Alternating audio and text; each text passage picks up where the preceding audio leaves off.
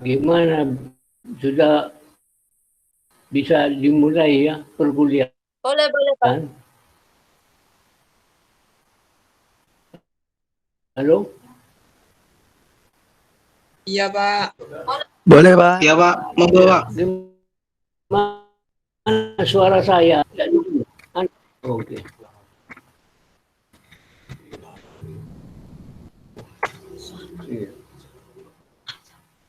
Cek. Absen lagi kawan, belum direkam tadi.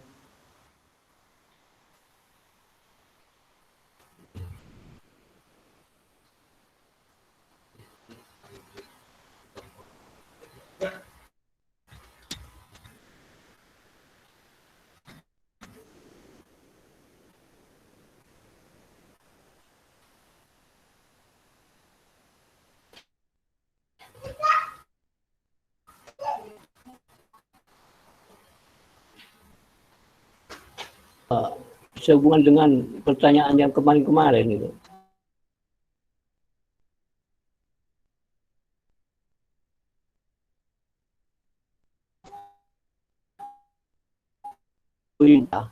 Ya. Belum final karena belum ada aturan pelaksanaannya yang undang-undang Cipta Kerja itu. Ternyata isinya itu lebih luas daripada undang-undang ketenagakerjaan. Gitu. Undang-undang Ketenagakerjaan nomor 13 tahun 2003. Itu isinya lebih luas dari undang-undang isinya undang-undang Cipta Kerja itu lebih luas dari undang-undang Ketenagakerjaan. Saudara bisa baca di dalam pasal 3 itu. Di situ disebutkan untuk tujuan dari dibentuknya Undang-Undang Cipta Kerja itu adalah tidak lain mempunyai tujuan untuk menciptakan dan meningkatkan lapangan kerja perlindungan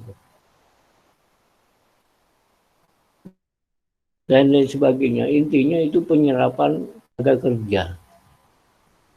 Ayat pasal 3 ayat B-nya juga menyatakan bahwa menjamin untuk setiap warga negara memperoleh pekerjaan dengan imbalan dan perlakuan yang adil dan layak dalam hubungan kerja. Nah, untuk mencapai tujuan ini, pemerintah itu mengambil beberapa langkah kebijakan yang dituangkan di dalam Undang-Undang Cipta Kerja ini. Jadi kebijakan strategis Cipta Kerja yang meliputi beberapa bidang dalam program kerja, dalam programnya. Antara lain itu meningkatkan ekosistem investasi dan kegiatan berusaha. Misalnya meliputi pemberian izin, pemberian ke motor atau pelaku-pelaku usaha itu.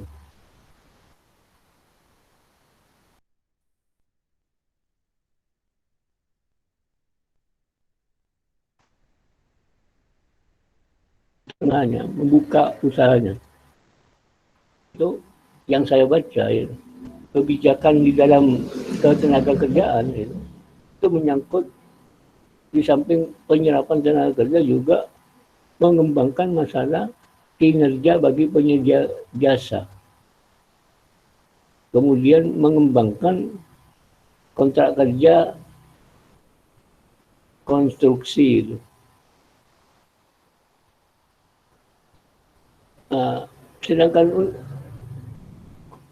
Sedangkan perjanjian kerja ya, yang diatur di dalam Undang-Undang Ketenagakerjaan itu ada dua macam bentuk. Bentuk untuk jangka waktu tertentu, yaitu misalnya perjanjian kontrak siman paling lama itu 5 tahun.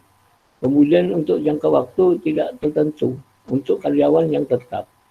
karyawan yang tidak tetap perjanjian kerja yang sementara atau yang perjanjian kontrak yang tidak yang ditentukan waktunya. Jadi hubungan kerjanya terbatas dan waktu tertentu saja. Nah, di dalam undang-undang yang baru ini, ya, bidang ketenagakerjaan antara lain kebijakan pemerintah di bidang ketenagakerjaan itu antara lain di samping mengembangkan sistem kinerja bagi penyedia jasa juga mengembangkan masalah perjanjian kontrak, mengembangkan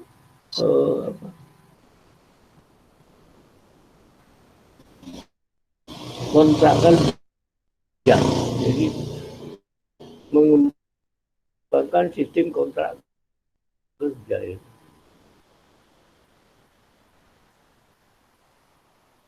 Kalau dalam undang-undang yang lama itu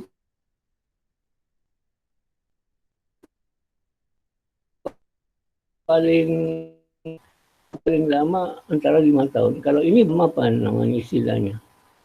Belum ada.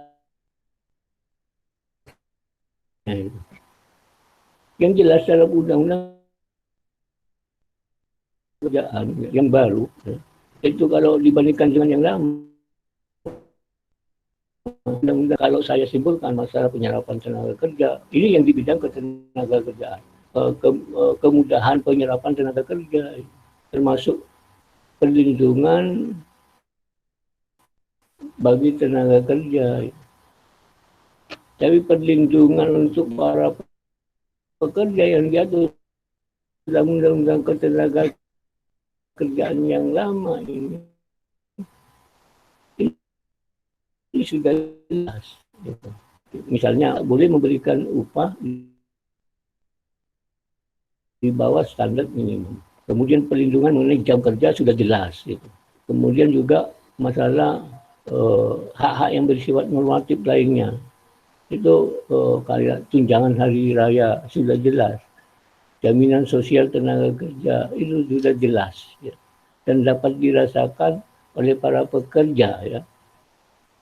Sehingga dampak dari perlindungan dari hak-hak dasar pekerja itu membawa keadaan perusahaan itu selalu kondusif. Gitu. Nah ini dengan adanya Undang-Undang Cipta Kerja ini banyak para pendapat antara pro dan kontra. Ya. Ini menimbulkan ini. Istilahnya berdampak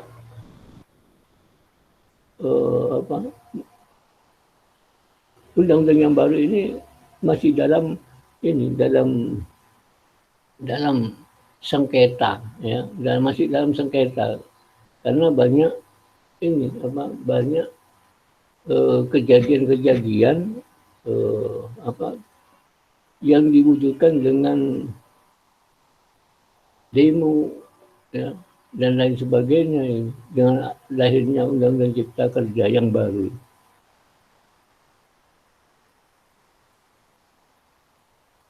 Kalau kita lihat perkembangannya sehingga bisa dinikmati oleh para pekerja nanti setelah adanya Undang-Undang Cipta Kerja ini, ya, baru, ya, ada ini, ya, baru akan nampak dari segi positifnya dengan dibentuknya Undang-Undang Cipta Kerja ini. Nah, kalau sekarang masih belum dapat dirasakan karena masih baru. Masih undang-undang ini baru, masih belum berjalan dengan ini. Jadi istilahnya masih pengenalan, ya. Nah, kita menunggu aturan pelaksanaannya nanti. Bagaimana aturan pelaksanaannya? Sehingga selama belum ada aturan pelaksanaannya, maka Undang-Undang Cipta Kerja ini masih belum final, walaupun sudah dipublikasikan. Gitu. Ada pertanyaan, silakan. Halo, barangkali dari teman-teman kita yang mengikuti kuliah ini mau bertanya, monggo silakan. Siap, masih belum ada Bapak. Iya, iya, iya.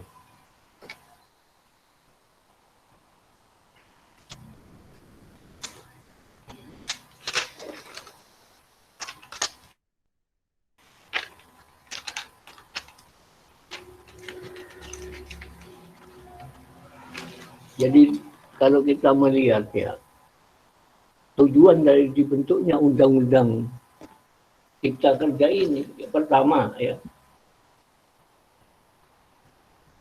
dibentuknya undang-undang ini dengan tujuan satu, menciptakan dan meningkatkan lapangan kerja dengan memberikan kemudahan, perlindungan, dan pemberdayaan terhadap koperasi dan usaha mikro, kecil maupun menengah, serta pemberdayaan industri dan perdagangan nasional sebagai upaya untuk dapat menyerap tenaga kerja itu yang seluas-luasnya dengan memperhatikan keseimbangan dan kemajuan antar daerah dalam kesatuan ekonomi nasional. Kemudian yang kedua, menjamin bagi warga negara untuk memperoleh pekerjaan dengan imbalan dan perlakuan yang adil serta layak dalam hubungan kerja. Jadi kalau melihat tujuan dari dibentuknya undang-undang, pertama jelas itu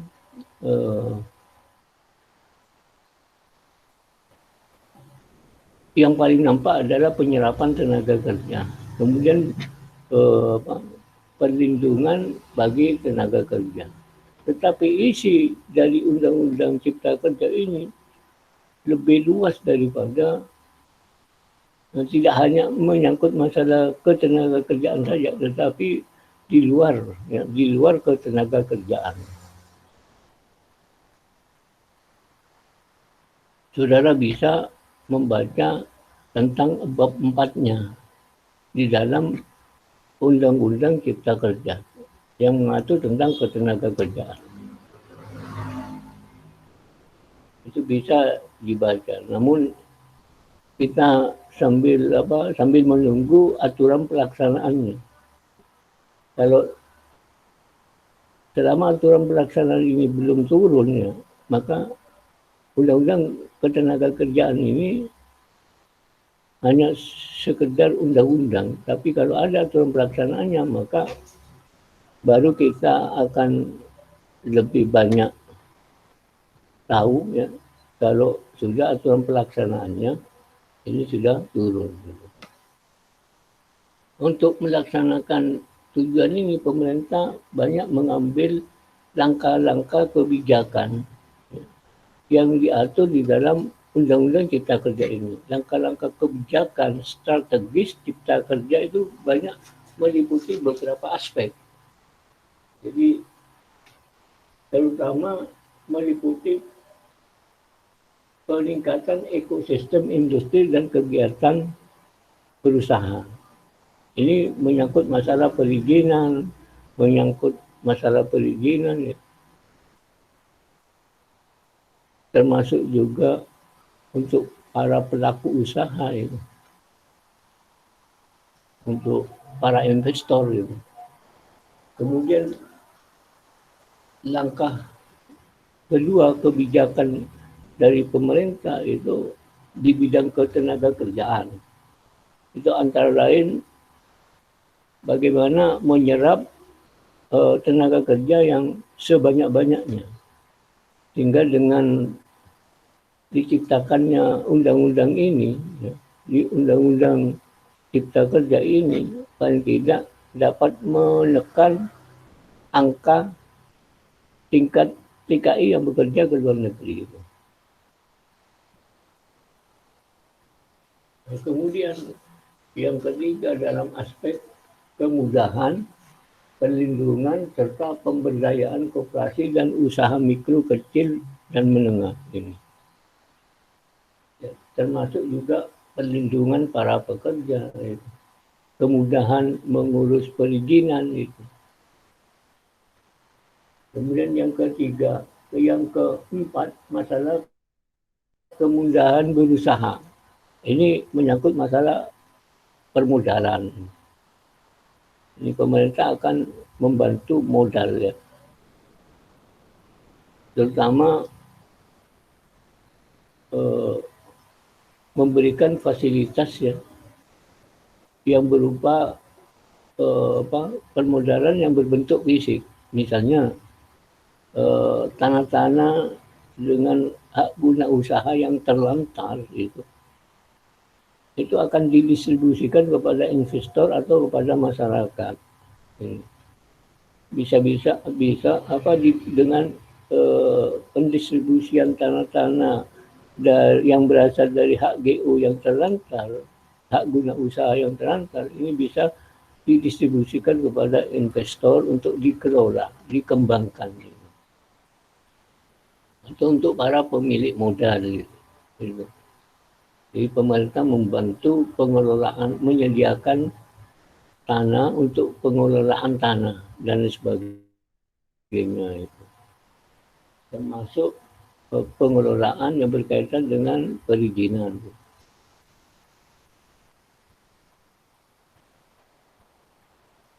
Yang jelas. Kemudian langkah kebijakan berikutnya masalah pengadaan tanah. Ini pengadaan tanah. Pengadaan tanah untuk dimanfaatkan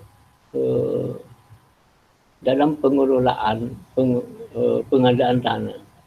Bisa untuk tanah perkebunan atau tanah-tanah yang tidak bermanfaat bisa dimanfaatkan gitu. Kemudian pengelolaan pengadaan tanah bisa dikelola untuk kepentingan nasional gitu, dan lain sebagainya.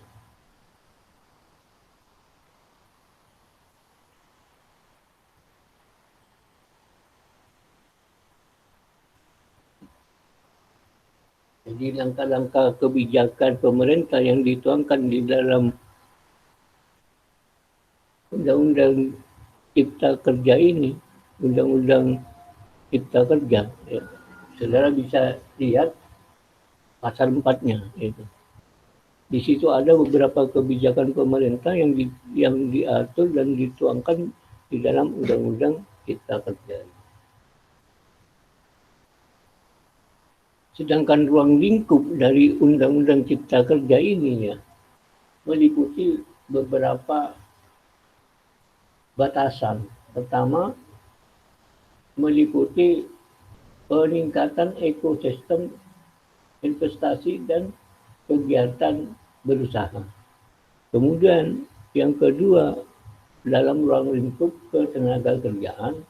Kemudian yang ketiga, menyangkut kemudahan, pelindungan, serta pemberdayaan koperasi dan usaha mikro, kecil, dan menengah. Termasuk kemudahan berusaha dan pengadaan tanah. Itu. Termasuk juga pelaksanaan administrasi pemerintahan dan pengenaan sanksi itu. Jadi tidak hanya di bidang ketenagaan saja, ruang lingkup undang-undang isi daripada Undang-Undang Cipta Kerja ini ya, hanya ternyata tidak hanya mengatur bidang ketenaga kerjaan saja.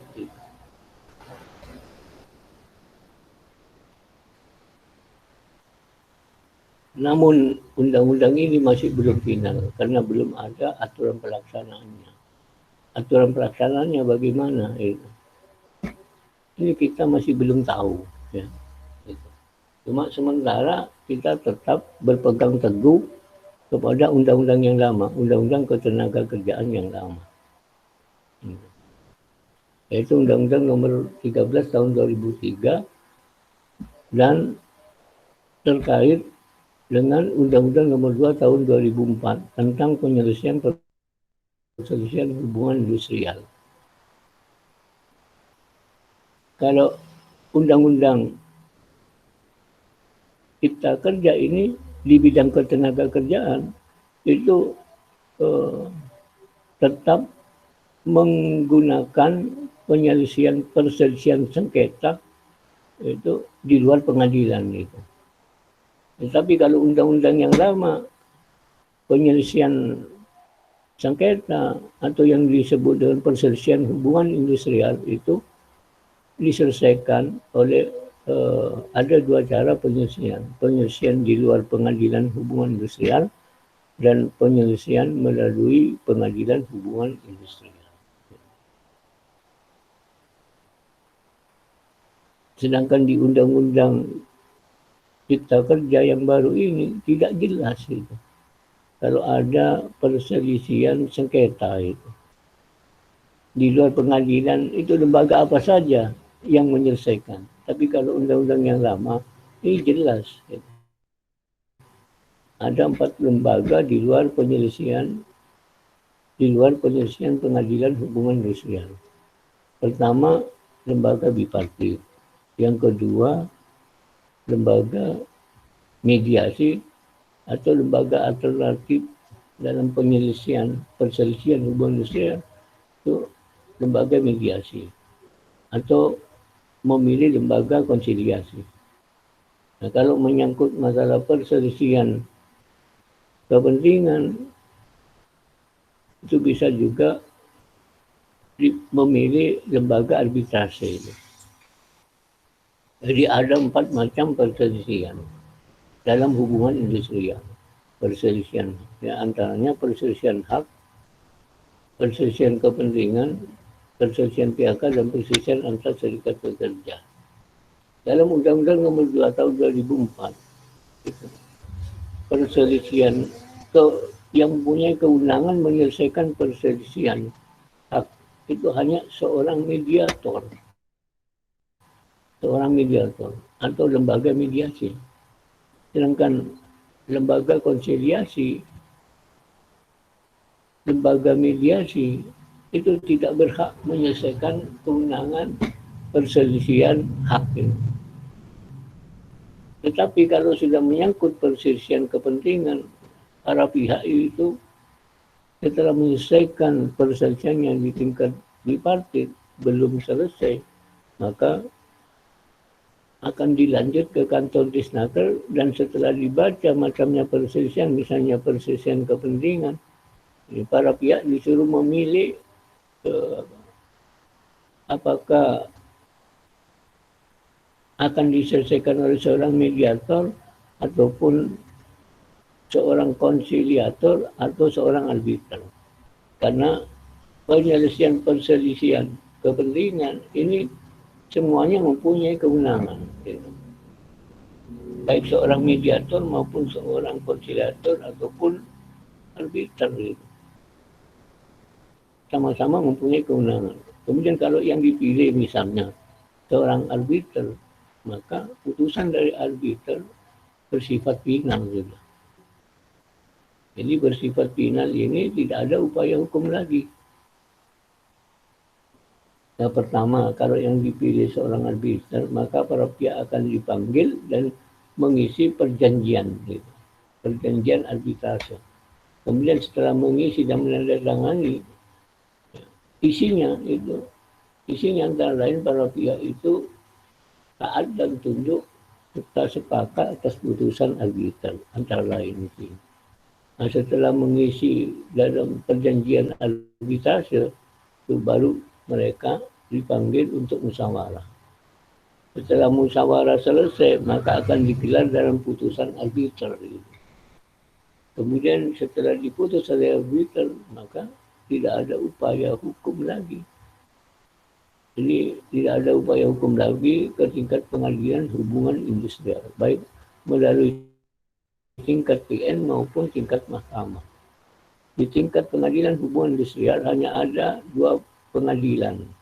Pengadilan di tingkat PN dan pengadilan di tingkat mahkamah agung. Kalau putusan arbiter ini ternyata diketemukan dokumen baru, ya, dokumen yang diputus oleh putusan arbiter berdasarkan dokumen yang diketemukan oleh arbiter ternyata palsu, diketemukan dokumen baru setelah adanya putusan arbiter, maka para pihak atau salah satu pihak bisa menuntut pembatalan dari putusan arbiter. Itu. kepada pengadilan hubungan industrial.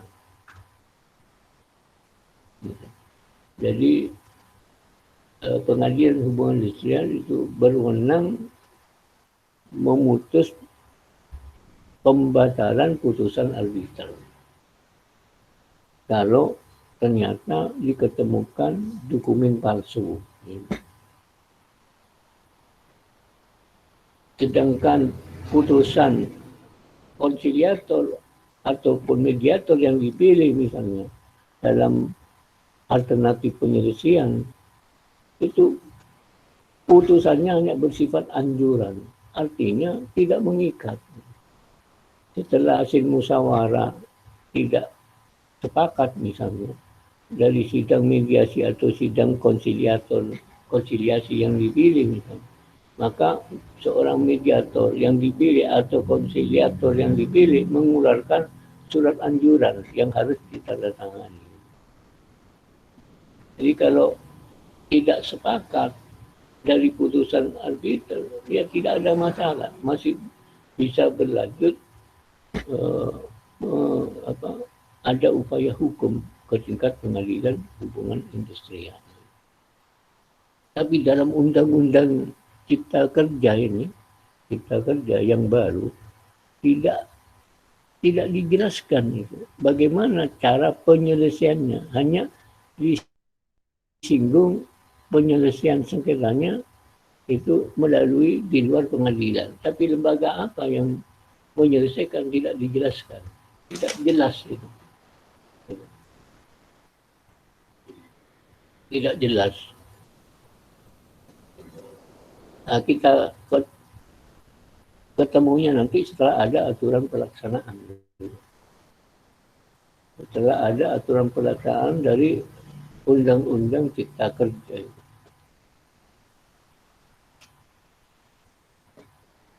Gimana?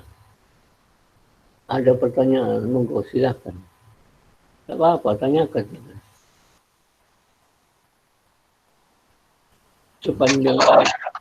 Sebenarnya pengusaha itu kalau tidak didukung oleh pekerja tidak ada apa-apanya dan usahanya tidak akan sukses. Tetapi pekerja juga membutuhkan pekerjaan, sama-sama saling membutuhkan, sehingga perlu bentuk perlindungan terhadap pengusaha dan usahanya, perlindungan terhadap pekerja. Gitu. Jadi tidak hanya perlindungan selama hubungan kerja, tetapi sebelum hubungan kerja, baik terutama untuk pencari kerja, ini harus dilindungi kalau sudah terdaftar di instansi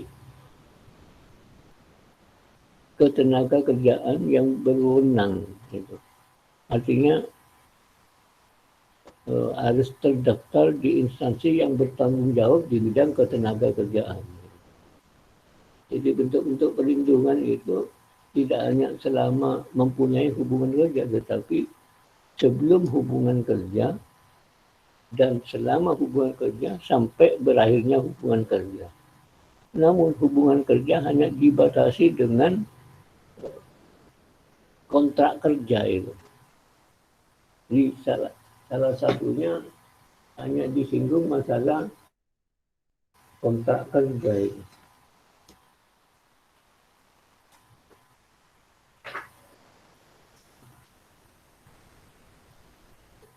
Mengembangkan kontrak kerja konstruksi yang menjamin kesetaraan hak dan kewajiban antara pengguna jasa dan penyedia jasa. Jadi antara pengusaha dengan para pekerja. Jadi yang lebih ditekankan kepada kontrak kerja di dalam perjanjian kerja. Kalau dalam undang-undang ketenagakerjaan tidak hanya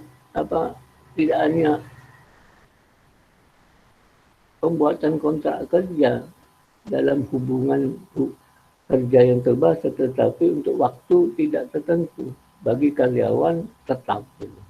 Di sini hanya disinggung masalah kontrak kerja, pengembangan kontrak kerja dan menjamin kesetaraan hak dan kewajiban antara penyedia jasa dan pengguna jasa. Ini yang disinggung masalah kebijakan dalam bidang ketenagakerjaan. Saudara bisa baca itu di dalam undang-undang ketenagakerjaan. Di dalam undang-undang Cipta Kerja. Sejauh mana bidang ketenagakerjaan ini diatur dan dilindungi oleh yang diatur oleh Undang-Undang Cipta Kerja ini, yang menyangkut masalah perlindungan para pekerja dan para pengusaha, termasuk baik selama terutama selama hubungan kerja dan berakhirnya hubungan kerja.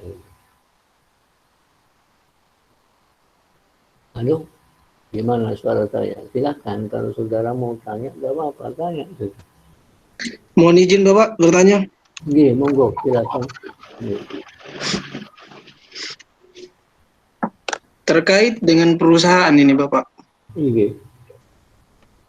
Jika ada perusahaan Bapak yang melanggar, yaitu dengan membuang limbahnya gitu Bapak sembarangan sehingga menyebabkan pencemaran, entah itu pencemaran udara, pencemaran tanah maupun pencemaran air yang dapat mengganggu masyarakat.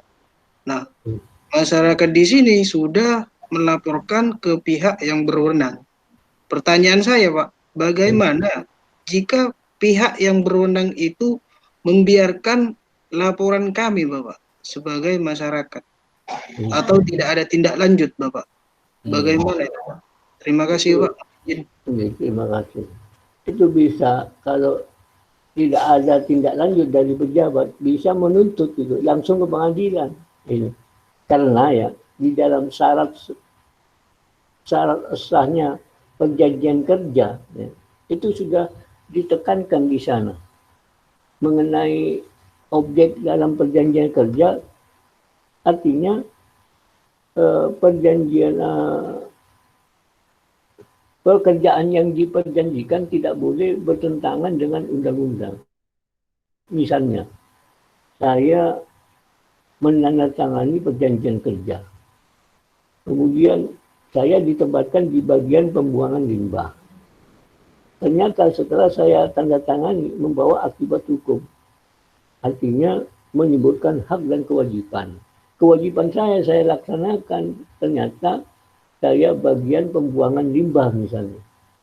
Setelah saya buka saluran limbah untuk dibuang ya, ke sungai dan mengalir ke sawah-sawah, ini kan pencemaran. Ini yang tidak boleh. Ini sudah dengan sendirinya bertentangan dengan undang-undang. Pekerjaan yang diperjanjikan kan ada 4 syarat. Pertama, ada kesepakatan antara para pihak, antara pekerja dengan perusahaan, pengusaha. Jadi bekerja itu sepakat menerima pekerjaan yang ditawarkan dan pengusaha itu sepakat menerima pekerja untuk diperkerjakan dengan menerima upah. Yang kedua, kecakapan. Cakap membuat perjanjian, cakap hukum. Jadi cakap ini orang yang sudah dewasa. Minimal usianya 18 tahun menurut Undang-Undang Ketenagakerjaan. Tidak mengalami gangguan jiwa. Artinya cakap hukum. Ini unsur subjek. Unsur objek, hal tertentu menurut pasal 1320 BW. Tetapi menurut pasal 52 Ketenagakerjaan itu mengenai perjanjian pekerjaan yang diperjanjikan. Dan yang keempat, pekerjaan yang diperjanjikan tidak boleh bertentangan dengan undang-undang. Kalau bertentangan dari syarat sahnya membuat perjanjian kerja saja, ya, itu batal demi hukum. Apalagi setelah menandatangani dari perjanjian kerja, ya, itu akibat hukumnya sudah dengan sendirinya batal. Kalau saudara melaporkan ke pejabat tidak ditindaklanjuti, ya saudara tuntut aja ya, lewat ini, lewat pengadilan. Biasanya saudara laporan jalurnya ke kantor Desnaker dulu. Nanti kantor Desnaker orang-orangnya itu akan turun meninjau turun gitu. Kalau pejabat lain selain Disnaker kebanyakan tidak memperhatikan, tapi kalau langsung saudara ke kantor dinas memberikan laporan mengadu ini ya, masih tidak diperhatikan, nah saudara bisa langsung ke pengadilan. Nanti pengadilan akan memutuskan akibat dari pencemaran. Pencemaran itu perusahaannya, sanksinya kalau masih memaksa memberikan ganti rugi kepada masyarakat yang hasil panennya selalu gagal misalnya karena air sungai dari pembuangan limbah dari perusahaan mengalir ke sungai dan dari sungai mengalir ke sawah-sawah sehingga gagal panen, kerugian sekian ratus ribu, sekian ratus juta misalnya. Ini bersama dengan orang-orang yang dirugikan menuntut sebagai penggugat kepada pengadilan itu. Kalau misalnya tidak mau membayar, ya, tidak mau memperhatikan sebelum ke pengadilan misalnya, Disnaker harus bertindak, mencabut izinnya itu. Sebenarnya kewenangan ini adalah yang punya kewenangan kantor Disnaker memanggil para pengusahanya dipanggil gitu. Atau membuktikan gitu. Kemudian diajak musyawarah, dirembuk gitu. Pengusahanya yang punya perusahaan. Nah, kalau masih berbelit-belit dari pengusaha, Disnaker punya kewenangan untuk mencabut izin usahanya. Gitu. Atau juga sekaligus bisa didampingi oleh Disnaker untuk mengajukan tuntutan ke pengadilan.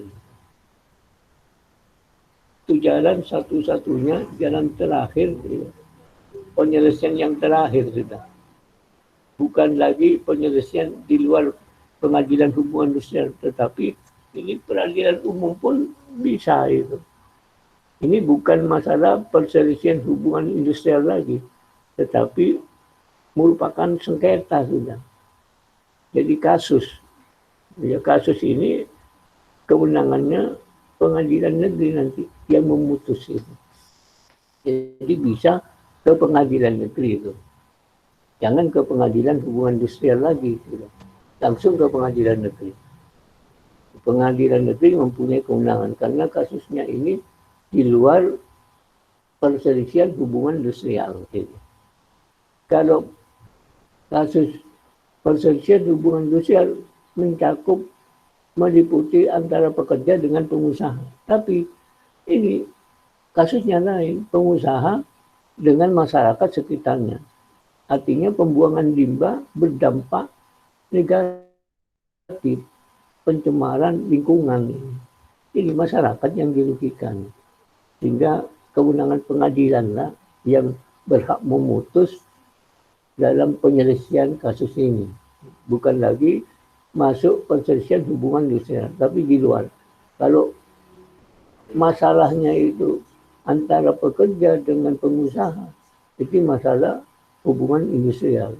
Penyelesaiannya melalui prosedur Undang-Undang Nomor 2 Tahun 2004. Tetapi kalau kasus ini bukan lagi jadi kewenangan pengadilan negeri, bukan kewenangan pengadilan hubungan industrial. Gitu. Jadi satu-satunya jalan saudara harus menuntut bersama-sama dengan masyarakat. Jadi kalau limbah ini berdampak pencemaran lingkungan ini luas sekali, tidak hanya pada dampak tanaman, tetapi lingkungan merasa dicemari oleh limbah itu. Jadi kerugian tidak hanya kerugiannya ini banyak gitu. Pencemaran lingkungan ini menyangkut beberapa ini. Akibatnya misalnya gagal panen gitu. Kemudian sesak nafas bisa gitu. Pencemaran karena udara dari limbah itu menimbulkan ini akibat sesak nafas bagi lingkungan masyarakat sekitarnya. Kayak gini lagi misalnya, penambangan, ya. Pembuangan kotoran dari hasil tambang. Ya. Ini kan masuk limbah dari penambangan sampai pengangkutan itu. Ini debunya akan bertebaran itu. Kadang-kadang kalau pakai alat manual ya, ini bisa jadi penambangan ini menimbulkan debu berterbangan. Artinya dampak dari penambangan ini bisa menimbulkan pencemaran dari debu yang berterbangan. Kalau penambangan secara manual, belum lagi pengangkutannya misalnya. Jadi ketika mengangkut ya ada udara, ada angin yang kencang misalnya, kemudian debunya bertebaran, ini kan bisa jadi pencemaran lingkungan. Itu. Tidak hanya pabrik ya, pembuangan limbah dari pabrik, tetapi pembuangan limbah dari usaha-usaha penambangan, baik penambangan pasir, penambangan tambang golongan C dan lain sebagainya, golongan B atau golongan A. Ini ada dampak positifnya dan dampak negatif terhadap lingkungan. Kalau sepanjang limbah atau kotorannya berdampak pencemaran bagi lingkungan, ini kita harus pertama laporan ke Disnaker. Karena Disnaker punya kewenangan mengurus dari berbagai macam perusahaan, baik perusahaan perorangan, perusahaan yang berbadan hukum atau perusahaan milik perbankan, perusahaan milik BUMN atau perusahaan milik Persero ini. Ini di bawah pengawasan kantor Disnaker yang punya kewenangan sepanjang ya, terkait dengan Undang-Undang Ketenagakerjaan dan Undang-Undang tentang perselisihan hubungan industrial. Ini di bawah pengawasan kantor Disnaker itu. Jadi satu-satunya jalan kalau tidak diperhatikan pengaduan-pengaduan itu, sebaiknya ya ini langsung ke pengadilan. Tapi begitu ada pencemaran limbah, saudara langsung aja ke kantor Disnaker, minta petunjuk. Jadi istilahnya minta masukan. Walaupun sebenarnya itu mengadu. Pak, saya punya mohon masukan dan petunjuknya. Dan bagaimana solusinya, Pak?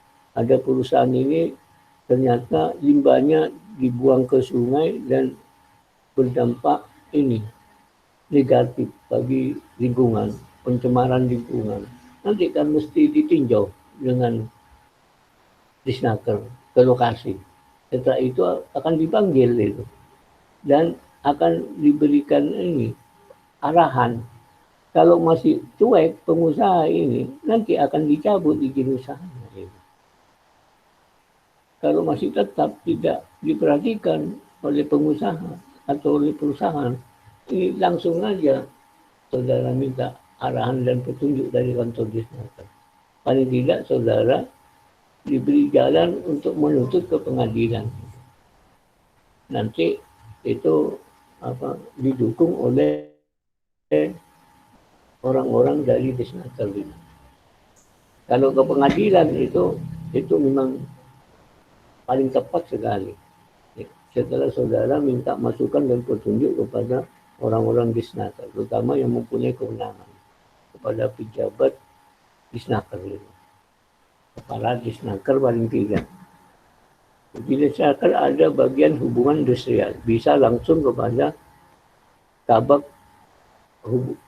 bagian hubungan industrial atau kepala Disnakernya itu. Minta petunjuk dan solusinya bagaimana gitu.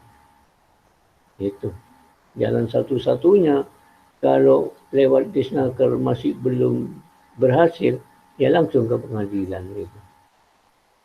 Nah, yang perlu dilibatkan adalah orang-orang yang dirugikan itu, masyarakat. Gitu. Misalnya ya, petani yang dirugikan, berapa orang petani yang memiliki sawah yang tercemar karena limbah sehingga gagal panen. Itu kita ajak, gitu. Libatkan dalam gugatan. Gitu. Jangan satu-satunya terakhir kita minta perlindungan lewat pengadilan. Gitu. Nanti pengadilan itu tergantung dari permintaan tuntutannya. Gitu. Minta ganti rugi dan sebagainya itu terserah. Gitu. Tidak ada batasan dalam tuntutan ganti rugi. Tidak ada batasan.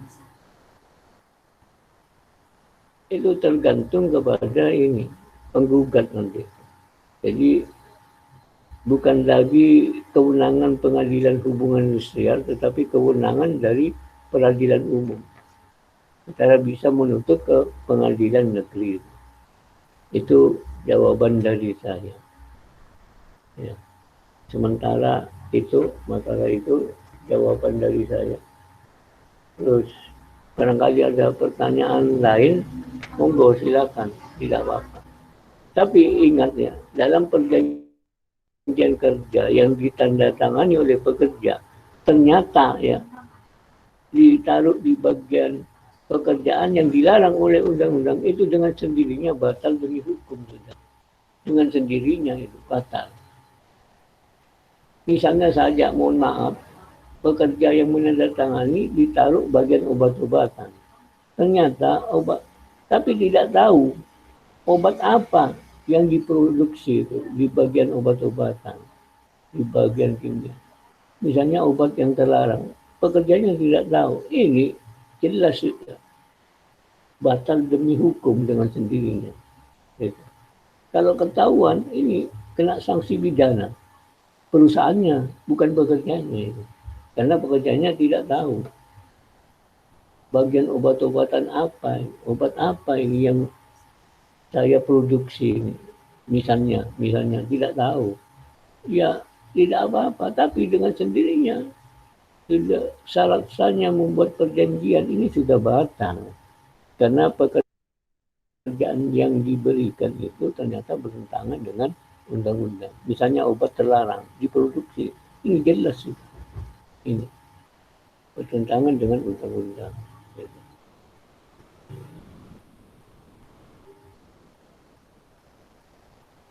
Jadi sangat jauh berbeda pengaturan masalah ketenaga kerjaan yang diatur dalam undang-undang ketenaga kerjaan dengan undang-undang cipta kerja yang baru. Hanya sebagian saja mengatur tentang ketenaga kerjaan. Undang-undang ini yang baru ini tidak hanya mengatur ketenaga kerjaan, tetapi mengatur lain-lain ini. Jadi untuk menyingkapi permasalahan, ya, terutama bagi yang tidak setuju dengan keluarnya undang-undang ini, pemerintah mengambil langkah-langkah kebijakan yang dituangkan di dalam undang-undang cipta kerja itu. Tetapi perlu aturan pelaksanaan. Aturan pelaksanaannya bagaimana ini? Belum turun kan? Berarti belum final masih. Walaupun sudah dipublikasikan undang-undang ini. Saya katakan belum final karena aturannya tidak jelas dan tidak ada, belum turun aturan pelaksanaannya. Jadi aturan yang baru itu belum jelas. Undang-undang cipta, kalau ingin tahu ruang lingkup isi daripada undang-undang cipta kerja yang baru ini, saudara bisa baca itu. Saudara bisa baca itu.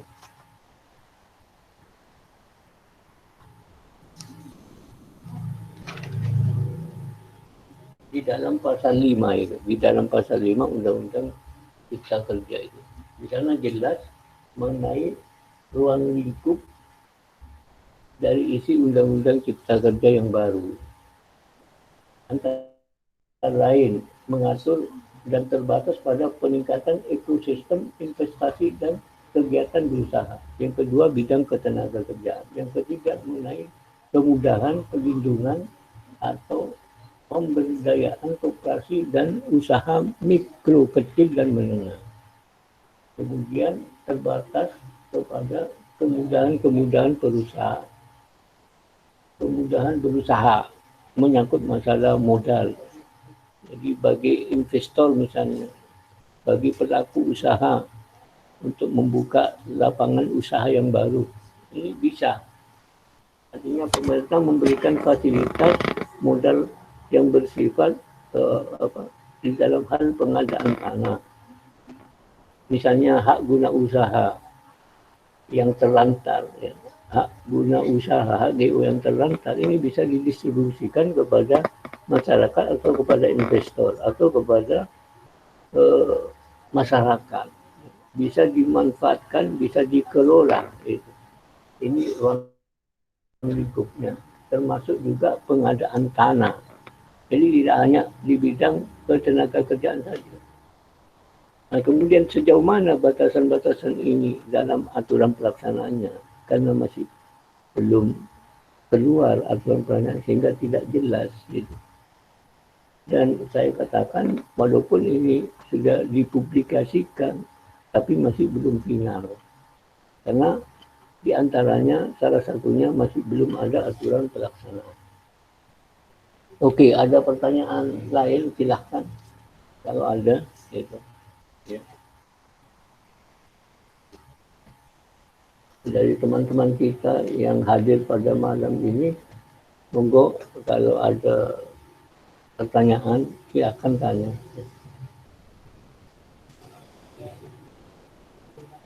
Tidak usah malu-malu, sudah silakan. Monggo tanya dulu.